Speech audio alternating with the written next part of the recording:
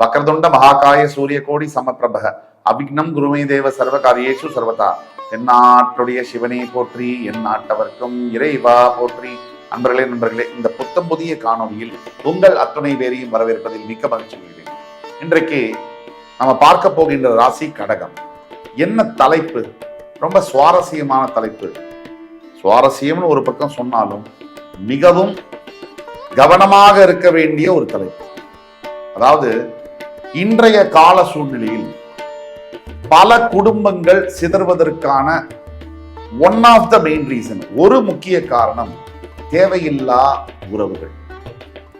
திருமண பந்தத்தில் இருக்கக்கூடிய பல அன்பர்கள் திருமண வாழ்க்கையில் ஏதோ ஒரு சலிப்பு, வெறுப்பு, ஒரு பிடிக்காம போகக்கூடிய தன்மை, பல காரணங்கள் இருக்கு, நூற்றுக்கணக்கான காரணங்கள். இன்றைய கால சூழ்நிலையில் பெரும்பாலான திருமண பந்தங்கள்ல மேரேஜ் ரிலேஷன்ஷிப் பிரேக் ஆகுது ட்ரஸ்ட் ஃபேக்டர், கேரக்டர் இஷ்யூஸ்னால, தேவையில்லாத உறவுகள்னால. ஒண்ணு உண்மையிலேயே அவங்க எந்த தப்பும் பண்ணல, இல்ல தப்பு பண்ணிருக்காங்க, அது குடும்பத்தை பாதிச்சிருக்கு.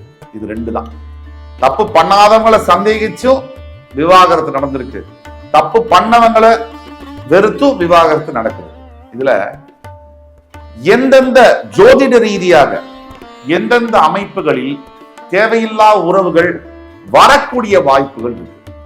எதுக்கு இதை சொல்றோம் அப்படின்னா, இது ஒரு நெகட்டிவ் சப்ஜெக்ட் அப்படிங்கிறதுனால இந்த மாதிரி விஷயங்கள், இந்த மாதிரி அமைப்புகள் தெரிஞ்சுக்கிட்டா, இந்த இன்ஃபர்மேஷன் தெரிஞ்சுக்கிட்டா, ஓ நம்ம ஜாதகத்துல இப்படி இருக்கு, இந்த மாதிரி ஏதாவது extra marital affair, extra relationship வருதுன்னா அதை எப்படி நம்ம அவாய்ட் பண்ணிக்க முடியும் அப்படிங்கிறதுக்காக தான் இந்த எபிசோட் நம்ம தொகுத்து வழங்குறோம். இப்ப நம்ம பேசக்கூடிய இதெல்லாம் பொது பலன்களே. குறிப்பிட்ட பிறப்பு ஜாதகமே யூனிக் ஜாதகம், ஒவ்வொரு ஜாதகமும் தனிப்பட்ட ஜாதகம். அதுல நாம சொல்லக்கூடிய அமைப்பு இருந்தாலும் சில பல மாற்றங்கள் இருக்கும் போது நம்ம பலன்கள்லையும் மாறும். 65% நம்ம பலன்கள் ஒத்துப்போகும், 75% ஒத்துப்போகும். ஒரு 25% பிறப்பு ஜாதகத்தில் இருக்கக்கூடிய சூட்சமங்கள், ரகசியங்கள், நாம் சொல்லக்கூடிய பலன்களை மாறுபட்டு. உங்களுக்கு ஏதாவது சந்தேகம் இருக்குன்னா கீழே கொடுக்கப்பட்டுள்ள வாட்ஸ்அப் நம்பர்ல எங்களை தொடர்பு கொண்டு பேசும்போது உங்களுடைய ஜாதகத்தை ஆன்லைன் முறையிலோ அல்லது நேரிலோ பார்த்து துல்லியமாக, இப்போ ஒரு பிரச்சனை போயிட்டு இருக்கு அப்படின்னா அதுக்குண்டான சொல்யூஷன் என்ன, சொல்யூஷன் வருமா இல்லையா, சொல்யூஷன் எப்ப வரும், அந்த சொல்யூஷன் எப்படி வரும், இதற்கான பதில நாம துல்லியமா கணித்து தர முடியும். ஒரு கடகராசிக்காரருடைய ஜாதகத்துல லக்னம் லான் இருக்கு இல்லையா, அங்கிருந்து 5, 7, 8, 12, திருப்பியும் சொல்றேன் 5, 7, 8, 12 இந்த இடங்கள்ல சுக்கிரன் செவ்வாய் இணைந்திருந்தாலோ, செவ்வாய் ராகு இணைந்திருந்தாலோ, இவங்களுக்கு தேவையில்லாத உறவுகள், இந்த எக்ஸ்ட்ரா மேரிட்டல் அஃபையர் என்பது வரக்கூடிய சாத்தியக்கூறுகள், பாசிபிலிட்டிஸ் ரொம்ப அதிகமா இருக்கு. இதை நம்ம புரிஞ்சுக்கணும். உடனே இந்த மாதிரி ஜாதகத்துல இருக்குன்னா கண்டிப்பா அவங்க எக்ஸ்ட்ரா மேரிட்டல் அஃபேர்ல தான் இருக்காங்கன்னு உறுதியா சொல்ல முடியும். அதாவது 75% இந்த மாதிரி வரக்கூடிய பாசிபிலிட்டி இருக்கு. அப்படி வந்தால், ஒருவேளை ஆல்ரெடி அவங்களுடைய ஆக்டிவிட்டிஸ்ல நமக்கு சந்தேகம் இருக்கு அப்படின்னா பொறுமையா தான் டீல் பண்ணணும் இந்த பிரச்சனைகளை.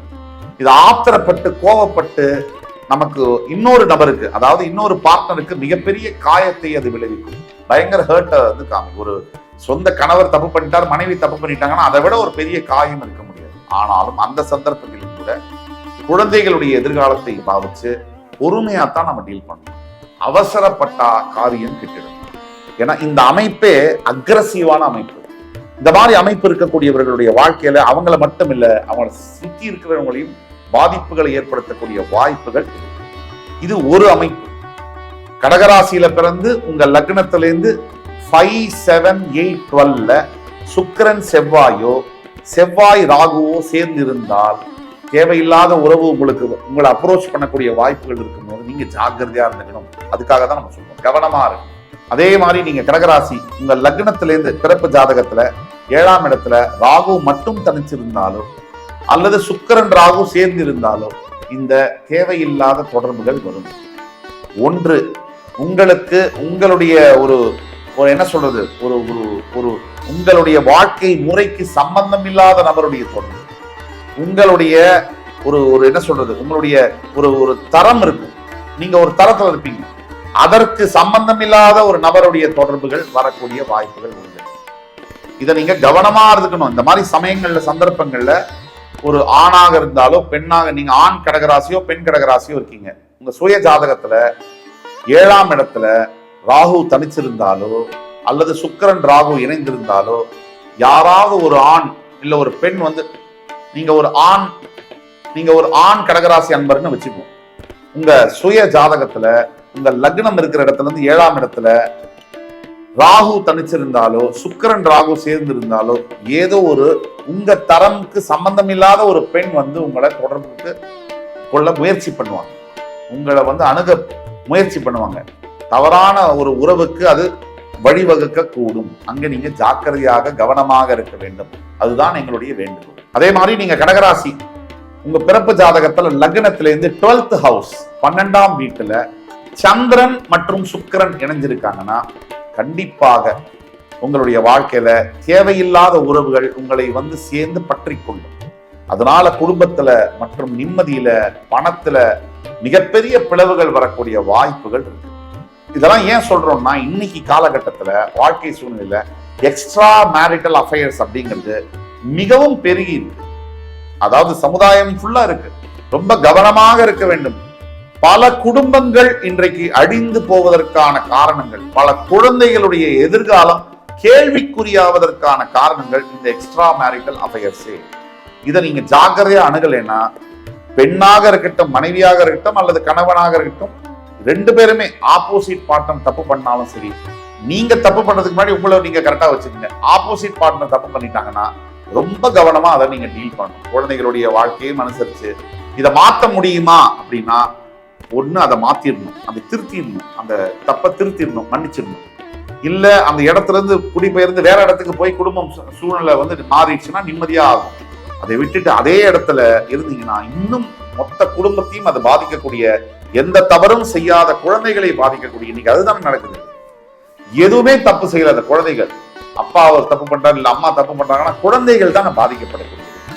தப்பு பண்ற பெரியவங்க போயிடுறாங்க, வேணும் வேணாம்னு சொல்லிட்டு டைவர்ஸ் வாங்கிட்டு போயிடுறாங்க. இந்த குழந்தைகள் படக்கூடிய அவஸ்தைகள், அதுகள் கோத்ரூ பண்ணக்கூடிய எமோஷனல் அந்த ட்ரௌமா என்ன, இதெல்லாம் யோசிச்சு பார்த்து உங்களுடைய வாழ்க்கையும் சரி, ஒரு வயதுக்கு பிறகு நீங்கள் செய்த தவறு என்ன அப்படிங்கிறத உணரும் போது மிகப்பெரிய ஒரு மன வலி அது கொடுக்கும். அதனால தயவு செய்து இப்ப நாம சொல்லக்கூடியது கடகராசி என்பவர்களுக்கு பிறப்பு ஜாதகத்துல லக்னத்திலிருந்து எந்தெந்த இடத்துல எப்படி கிரக சேர்க்கை இருந்தால் இந்த எக்ஸ்ட்ரா மேரிட்டல் அஃபேர்ஸ் வரக்கூடிய வாய்ப்புகள் இருக்கு. அதனால நீங்க கவனமாக இருக்கணும். யாராவது அப்ரோச் பண்ணாலும் விட்டு விலகுவது உங்க குடும்பத்துக்கு நல்லது, அதை விட முக்கியமா உங்களுக்கு நல்லது.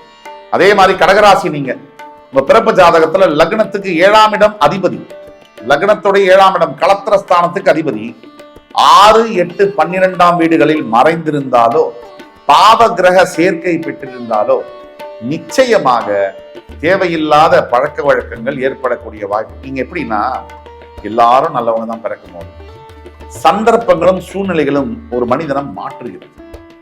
நீங்க அதுக்கு வழிவகுக்க கூடாது. சந்தர்ப்ப சூழ்நிலை எப்படி இருந்தாலும் நீங்க ஸ்ட்ராங்கா இருந்தீங்கன்னு சொன்னா உங்க குடும்பம் சேவ் ஆகும். இல்லைன்னா நீங்களும் பாதிக்கப்பட்டு அவமானப்பட்டு எந்த பாவமும் அறியாத குழந்தைகளையும் பாதிக்கும். ஆக கடகராசியில் இருக்கக்கூடியவர்களுக்கு எந்தெந்த அடிப்படையில் இருந்தால் தேவையில்லாத உறவுகள், ஒரு நார்மல் ஃப்ரெண்ட்ஷிப்பா தான் ஆரம்பிக்கும் தொடங்கும் போது, அதுவே காலப்போக்கில் காதலாக மாறி மறுபடி மொத்த குடும்பத்தையும் அழிக்கக்கூடிய வாய்ப்புகள் இருக்குன்றதுனால ஜாக்கிரதையாக இருக்கணும்னு சொல்றோம். ஆக இந்த எபிசோடு உங்களுக்கு பிடிச்சிருக்கும்னு நம்புறேன். இதுல ஏதாவது சந்தேகம் இருந்தாலோ கீழே கொடுக்கக்கூடிய வாட்ஸ்அப் நம்பரை எங்களை தொடர்பு கொண்டு ஆன்லைன் அப்பாயின்மெண்ட் இல்லை இன்பர்சன் அப்பாயின்மெண்ட் வாங்கிட்டு நீங்க பாத்தீங்கன்னா அக்யூரேட்டா உங்களுடைய லைஃபை எப்படி சேவ் பண்ண முடியும், ரெமெடிஸ் என்ன அப்படிங்கிறத சொல்ல முடியும். இந்த எபிசோடு உங்களுக்கு பிடிச்சிருக்கும்னு நம்புறோம். மறுபடி வேறொரு தருணத்தில் உங்களை அத்தனை பேரையும் சந்திக்கும் வரை உங்களிடமிருந்து விடைபெறுவது உங்கள் சுபாஷ் பாலகிருஷ்ணன். நன்றி, வணக்கம், வாழ்க வளமுடன்.